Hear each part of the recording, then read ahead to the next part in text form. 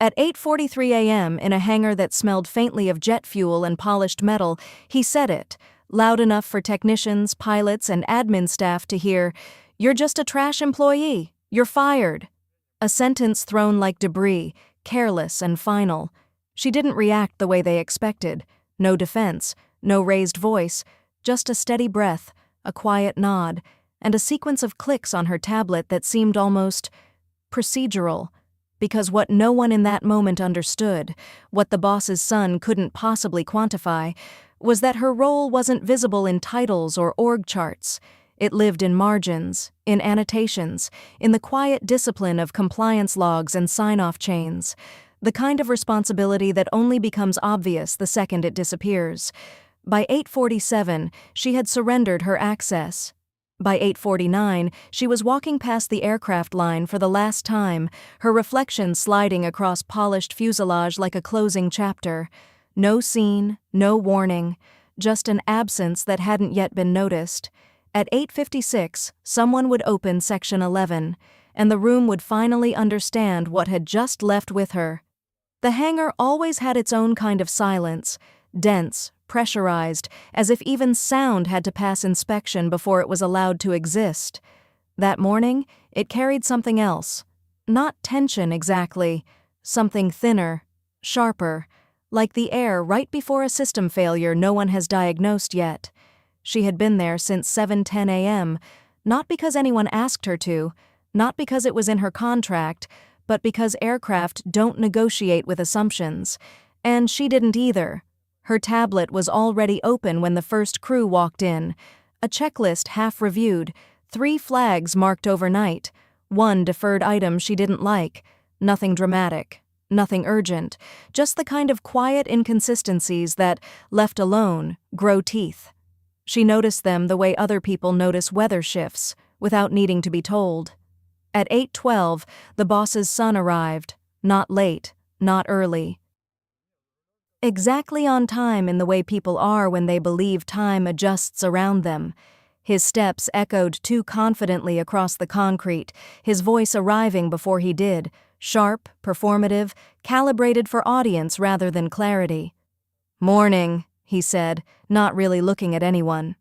She didn't respond, not out of defiance, just because she was finishing a line in Section 11 logs, cross-checking an entry that didn't reconcile. A timestamp slightly off, a signature that matched, but not quite. Details, always details. He noticed her anyway. There's a certain kind of attention that isn't curiosity, it's irritation searching for a target. She felt it before he spoke again. The pause, the shift in posture, the subtle recalibration of tone when someone decides to make a point, publicly. "You," he said, loud enough to pull focus from 3 different conversations. "What exactly do you do here?" A few heads turned. Not many, just enough. She looked up, calm, neutral, the way you look at a question that doesn't require urgency. "Airworthiness compliance," she said. It wasn't the full answer, but it was the correct one. He smiled, not because it was funny, because it gave him something to dismiss. "Right, so paperwork." A small ripple moved through the room. Not laughter, something weaker. Agreement by absence. She didn't correct him, because explanations only work when the listener has the capacity to understand them, and this wasn't that moment. Instead, she tapped once on her screen. The flagged entry opened. A maintenance log tied to aircraft 7B, routine check, signed off, cleared. Except it wasn't. The sequence didn't align. The dependency chain broke halfway through. A component inspection marked complete before its prerequisite diagnostic was logged. Not impossible, just improbable, the kind of thing you don't ignore. "Is there an issue?" he asked, noticing her attention wasn't where he wanted it. She paused, measured. "There's a discrepancy in Section 11 logs," she said. "I'm reviewing it." He exhaled, almost amused. "Of course you are." And then, louder, sharper, for everyone. "This is exactly what I mean. We're running aircraft, not a library archive. If it flies, it flies." That did it. Not loudly, not visibly, But something in the room shifted, subtle, structural, like a hairline crack under pressure. She looked at him for a second longer than necessary. Not emotional, not reactive, just precise. Because statements like that don't need to be challenged, they reveal themselves. If it flies, it's cleared, she said quietly. Same thing, he replied instantly. No, not the same thing. But she didn't say it out loud. Instead, she saved the log, flagged the entry, routed a silent internal note to legal compliance, standard protocol for unresolved discrepancies, not escalation, not yet, just documentation, the kind that waits. At 8:26, a pilot approached her. 7B is scheduled for a 9:30 departure, he said. We good? She held his gaze for a moment. Not long, just enough. I'm still reviewing, she said. He nodded slowly, not frustrated, not surprised. Because unlike the boss's son, he understood what that meant. Behind him, the conversation resumed. Louder now, more confident. As if the earlier moment had already been filed under irrelevant. It hadn't. At 8:31, she reopened the log. The timestamp issue was still there. But now something else stood out. A missing cross-reference. A secondary check that should have auto-linked, but didn't. Which meant one of two things. Either the system failed, or someone bypassed it. Neither option was acceptable. She leaned slightly closer to the screen. Not physically, mentally. The way you do when a pattern starts to form, but hasn't fully revealed itself yet. Because this wasn't just a discrepancy. It was a gap. And gaps in aviation don't stay small. They scale. At 8:37, she made a decision. Not dramatic, not visible. Just a quiet internal line crossed. She locked the log entry. Temporary hold. Review pending. No clearance status change. Yet. Procedurally correct. Technically invisible, but structurally significant. Across the hangar, the boss's son was already moving on, talking numbers, expansion, efficiency, words that sound solid until they're asked to hold weight. He didn't look at her again. He didn't need to. In his version of the story, that moment was already over. In hers, it had just started. And by the time anyone realized what Section 11 actually controlled, it would be too late to call it just paperwork. By 8:44, the hangar had returned to something that looked like normal. Conversations resumed, tools moved, screens flickered with familiar data. On the surface, continuity. Underneath, drift. The kind you don't hear, the kind you only notice when alignment fails. She was still at her station when he came back. Not because he needed anything, because the earlier moment hadn't landed the way he expected. Authority, when it doesn't echo, tends to repeat itself, louder. You're still on that? He asked, glancing at her tablet with visible impatience. It's a minor log inconsistency. Minor, a word people use when they don't understand scale. She didn't answer immediately, not out of hesitation, out of calibration. Timing mattered more than volume here. It's not the inconsistency, she said finally. It's the sequence. He tilted his head slightly, already dismissing the premise. Sequence of what? Dependencies, she replied. The inspection chain. A beat. Nothing in his expression changed. Not confusion, not curiosity, just absence of engagement. Because this wasn't his language, and he had no intention of learning it. We're not grounding an aircraft over formatting, he said, louder now, pulling the room into it again. If the system logged it, it's done. That line hung in the air for a second too long, not because it was convincing, because it was dangerous.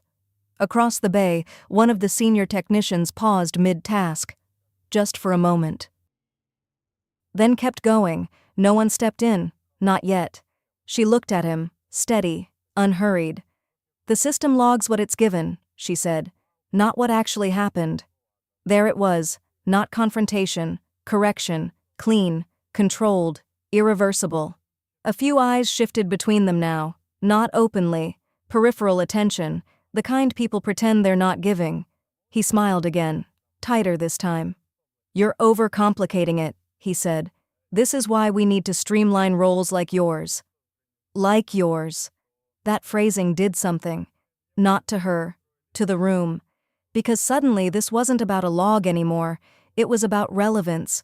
And relevance, in environments like this, is currency. She didn't argue, didn't defend, didn't escalate. She simply tapped once more on the screen. The Section 11 entry expanded into a layered chain, timestamps, signatures, verification nodes, a structure most people never looked at because, when it worked, it stayed invisible. She rotated the tablet slightly toward him. "Walk me through this," she said.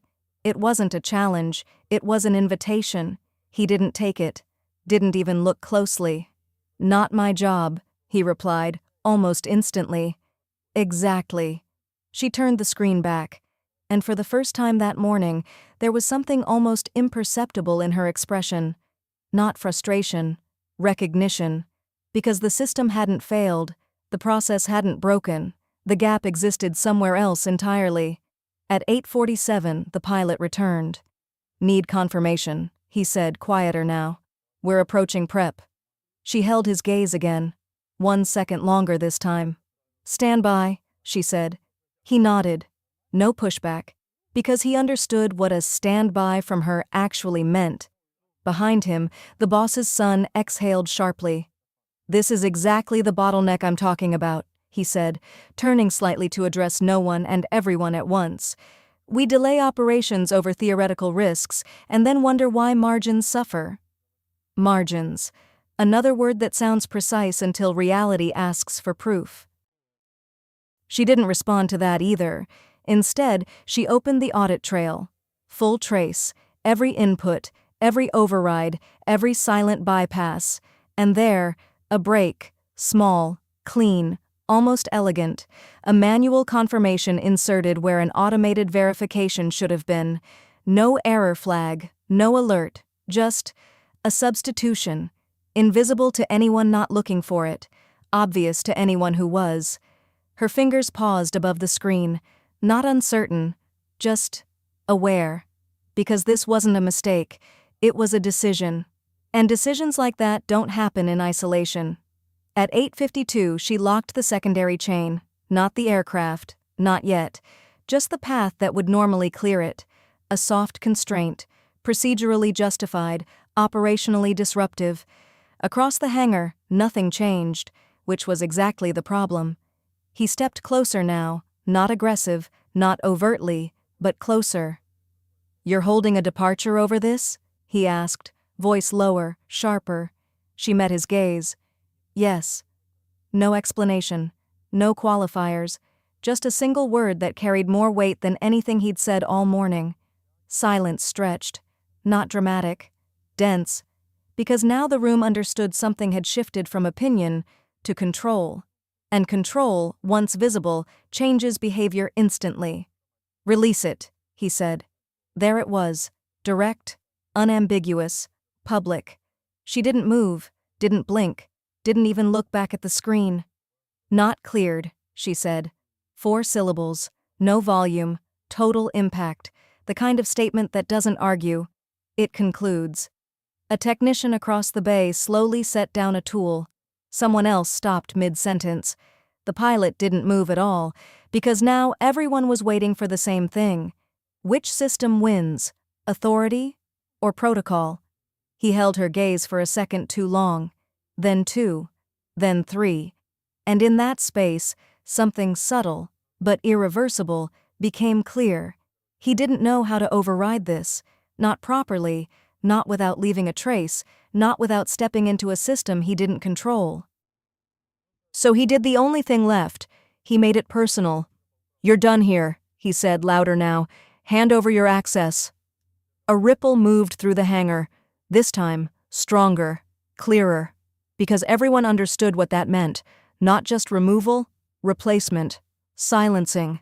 She nodded once, no resistance, no surprise, as if this outcome had already been calculated and accepted.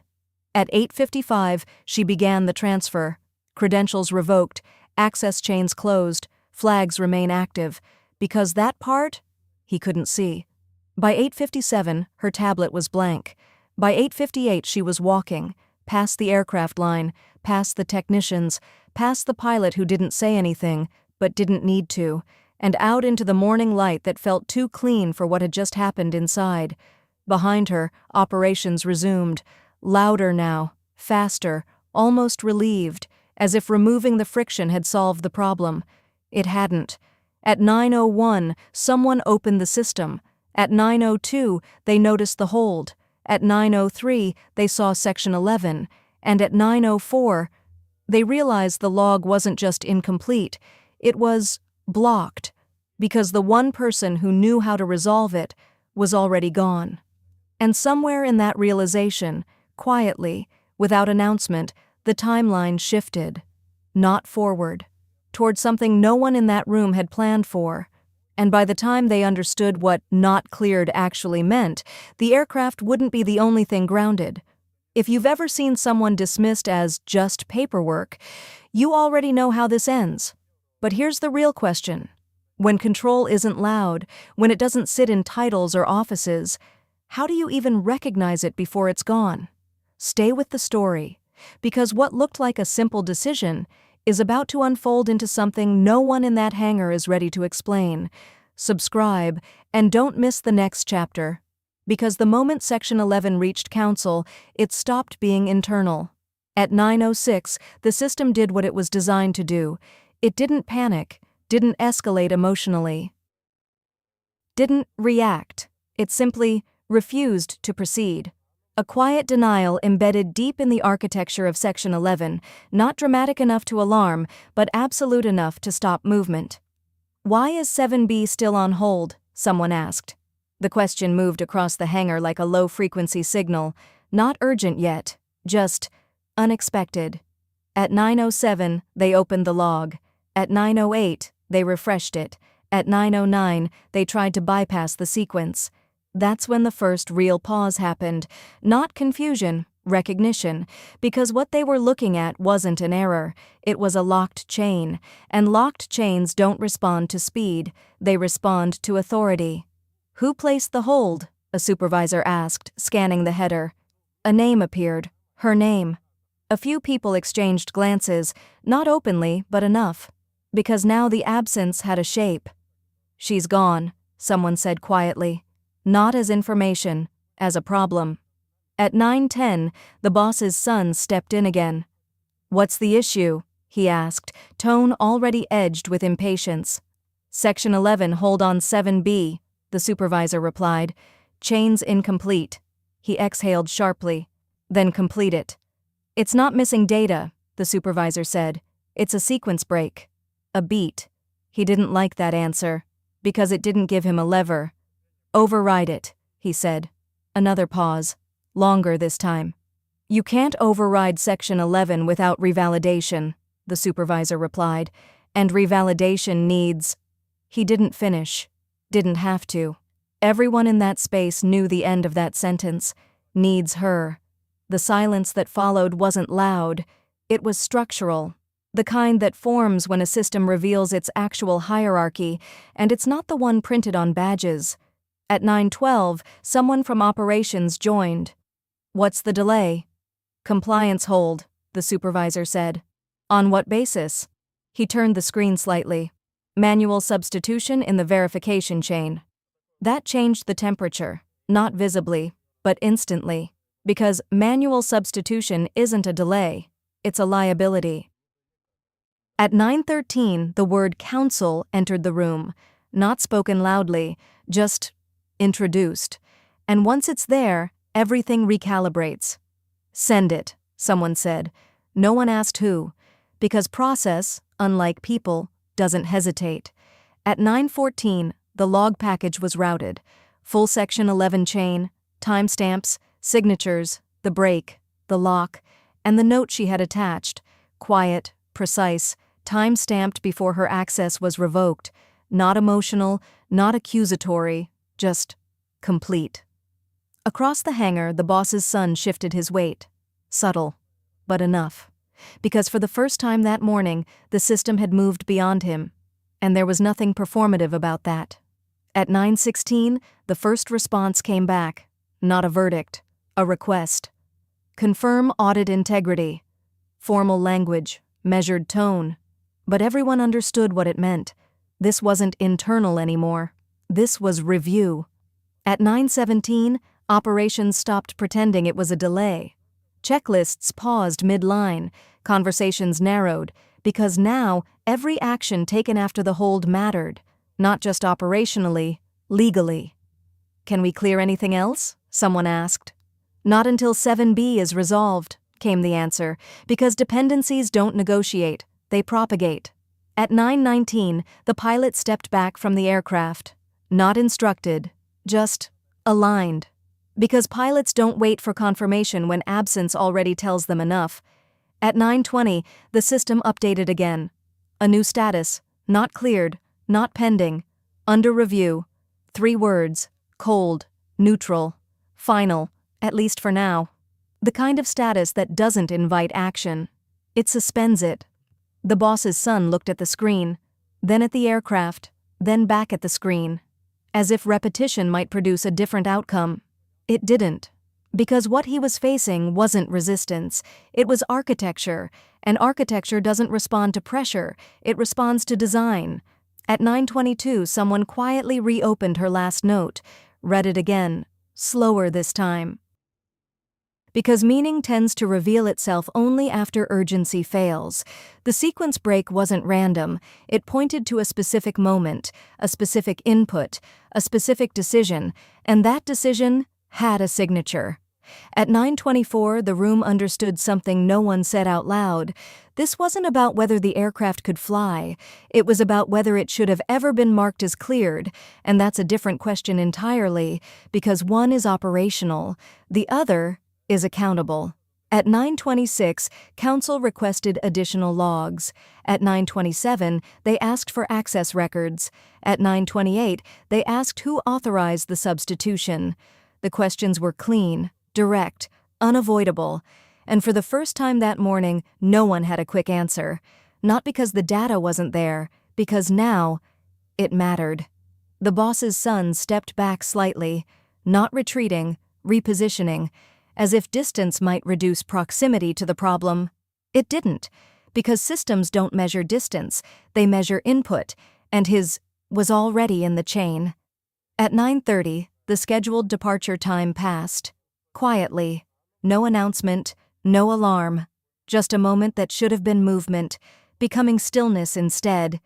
And in that stillness, something settled across the hangar.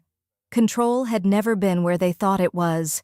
It had been in the margins, in the logs, in the discipline of someone who didn't need to be loud to be absolute.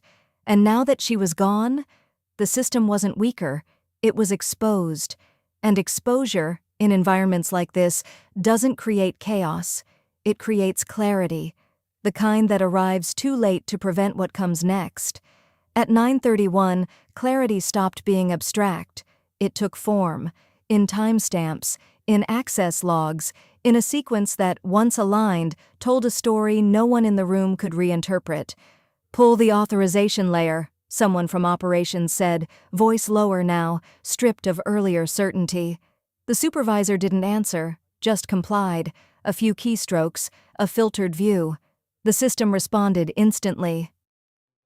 Because systems don't hesitate when the question is precise. At 9:32, the authorization record opened. A single entry sat where an automated verification should have been.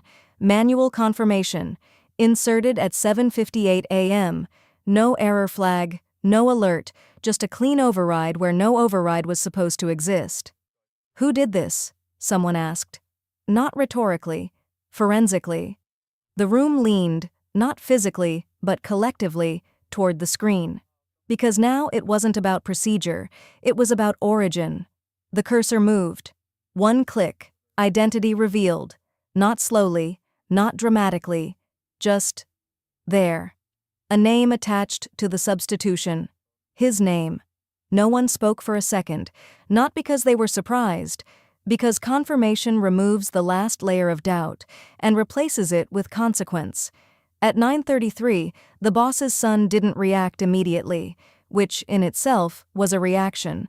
He looked at the screen the way people do when they're trying to locate an alternative explanation inside fixed data. There wasn't one. "Must be a system error," he said. Quick, instinctive, almost automatic. But the room had already moved past that possibility, because Section 11 doesn't log errors like that. It logs intent, and intent leaves structure. At 9:34, someone from compliance spoke. "Manual substitution requires dual validation," they said. "There's no secondary signature." Another layer, another constraint, another narrowing of options. He shifted again, slightly sharper this time. "I authorized it," he said. "We were behind schedule." There it was, not denial, justification. But justification only works before evidence aligns. After that, it reframes. At 9:35, the system updated, a subtle change in the audit panel. Escalation flag, active, no sound, no alert, just a quiet line of text that changed the entire context. Because escalation doesn't ask for permission, it triggers when thresholds are crossed. And they had been. At 9:36, counsel responded again. Faster now. Confirm chain of responsibility. 5 words, precise, targeted, irreversible, because once responsibility is requested in writing, it stops being shared, it becomes assigned. The supervisor didn't answer right away, not out of hesitation, out of alignment, because now every response had to match the record. Exactly. "No secondary validation," he said finally. "Manual insertion by primary authority. No names, no tone, just structure, the kind that holds under scrutiny." At 9:37, the room shifted again. Not visibly, but fundamentally, because authority, when it leaves a trace, becomes something else entirely. Evidence. The boss's son exhaled, longer this time, less controlled, because the narrative he had been operating under, efficiency, speed, decisiveness, no longer applied.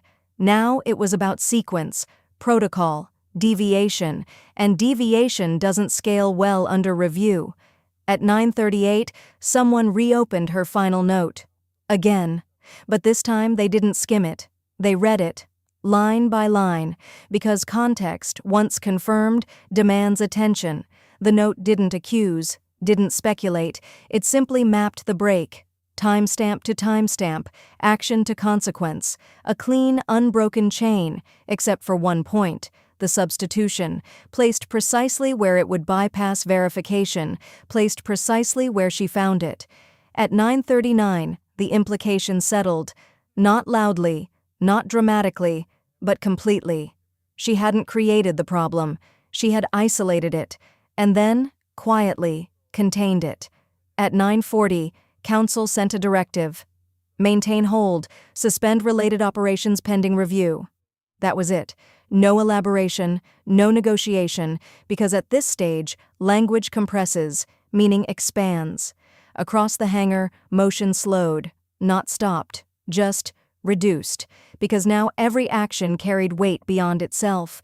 At 9:42, the pilot stepped away from 7B entirely. No instruction, no signal, just alignment with reality, because pilots don't wait for conclusions when the system has already spoken. At 9:43, the boss's son looked around the hangar. Same space, same people, different structure, because now nothing in that environment responded to his voice the way it had an hour ago, not out of defiance, out of design. And design, once exposed, doesn't revert. At 9:45, the system logged one more entry. Access revoked, compliance originator, her credentials, finalized, time-stamped, closed, and yet, her work was still active, her flags still holding, her note still guiding the entire process, which meant something the room hadn't fully articulated yet. She wasn't there, but her control hadn't left. At 9:47, someone said it, quietly, almost to themselves. "We can't move without resolving this. Not a complaint, a fact. And facts, unlike authority, don't negotiate." The boss's son didn't respond, not immediately, because for the first time that morning, there was nothing left to assert, only something to face. At 9:49, counsel requested presence, not remote confirmation, not additional logs, presence. Because some situations require more than data, they require accountability in person. The message was clear, even without tone. This wasn't a system issue anymore, it was a decision under review, and decisions once reviewed don't stay internal, they expand. At 9:50, the hangar settled into something unfamiliar. Not chaos, not order, exposure. The kind that strips away interpretation and leaves only structure behind. And in that structure, one detail stood out with quiet precision. The system had worked exactly as intended. It had recorded, flagged, contained, escalated. Everything else was human. At 10:02, the car arrived. No sirens, no urgency in motion, just a quiet precision that didn't need to announce itself. Two people stepped out, not in uniform, not in anything that signaled authority at a glance, but the way the hangar adjusted, subtly, almost instinctively, made it clear this wasn't routine. "Counsel is on site," someone said under their breath. Not an alert, a shift. Because once review becomes physical, abstraction disappears. Everything becomes immediate. At 10:04, they entered. No introductions beyond names, no wasted words. Their attention moved directly, not to people, but to the system terminal already displaying Section 11, because process, when it's clean, speaks faster than explanation. "Walk us through the sequence," one of them said, not to him, to the supervisor. He complied, step by step, timestamp to timestamp, input to outcome, no interpretation, no narrative, just structure, the kind that doesn't bend. At 10:07, they reached the break. Manual substitution, 7:58 a.m., primary authorization, no secondary validation. One of them leaned slightly closer to the screen, not reacting, confirming. Because in environments like this, the first pass isn't about judgment, it's about integrity of data. "Source?" they asked.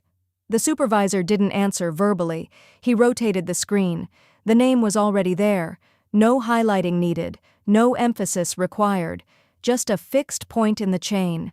At 10:08, the room became smaller, not physically, structurally, because once responsibility is anchored, everything else aligns around it.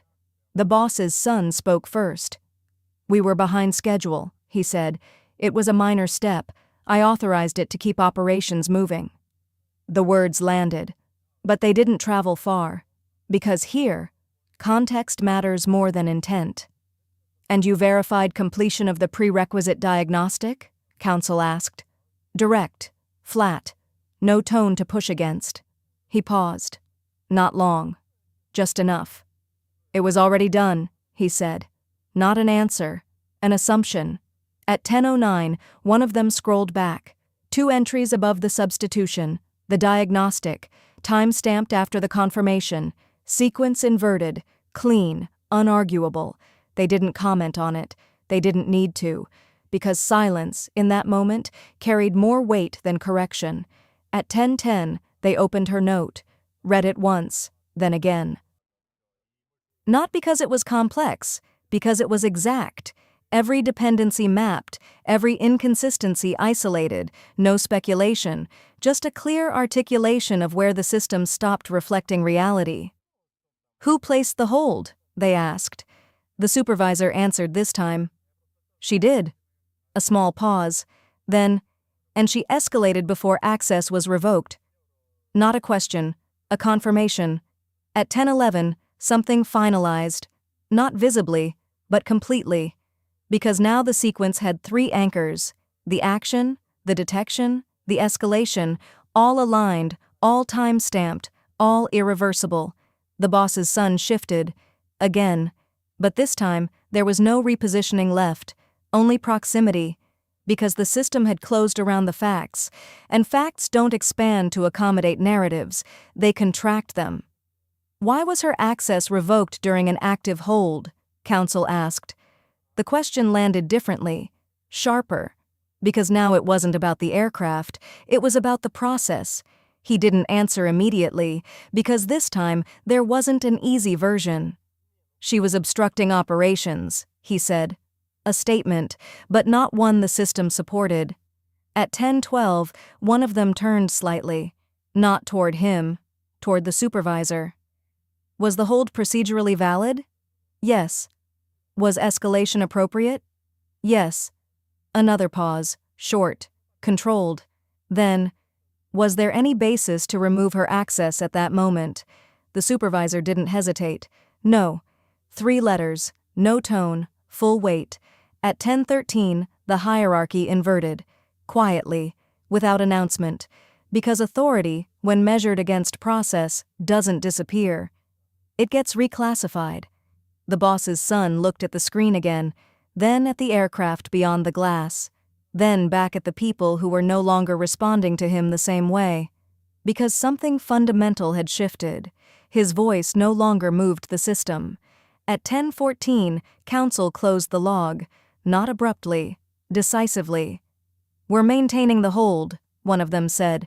"Full review pending." A beat. Then, effective immediately, all manual overrides required dual authorization. Policy adjustment, instant, non-negotiable, because systems evolve exactly at the point they're tested. At 10:15, they gathered the relevant records. Not everything, just what mattered. Because precision here isn't about volume, it's about sufficiency. As they turned to leave, one of them paused. Not for long, just enough to ask one final question. "Where is she now?" No one answered immediately, not because they didn't know, because the question carried something beyond location. At 10:16, the pilot spoke. "She left at 8:58. A nod. Acknowledged. Logged, because even absence in this context becomes part of the record. At 10:17, Council exited, same way they arrived, quiet, measured, complete, and with them they took something the room could no longer ignore, the narrative. What remained was structure, unfiltered, unprotected. At 10:20, the hangar stood still again. Not because nothing was happening, because everything that mattered had already been set in motion. The aircraft hadn't moved, the hold remained, the logs were intact, and the system had done exactly what it was designed to do. It didn't prevent the decision, it recorded it, it exposed it, it escalated it, and then it waited. For someone to understand what that actually means. Because in environments like this, control isn't loud.